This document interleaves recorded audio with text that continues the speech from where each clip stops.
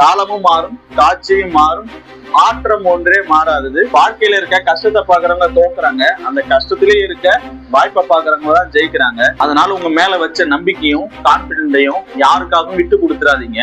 ஏன்னா அந்த விஷயத்துல அடிப்பட்டவங்கிற முறையில நான் சொல்றேன். அப்படி உங்க மேல இருக்க நம்பிக்கையை நீங்க விட்டுட்டீங்கன்னா நீங்க உங்களையே இழக்க நேரிடும். அதனால பார்த்து உஷாரா இருந்துங்க.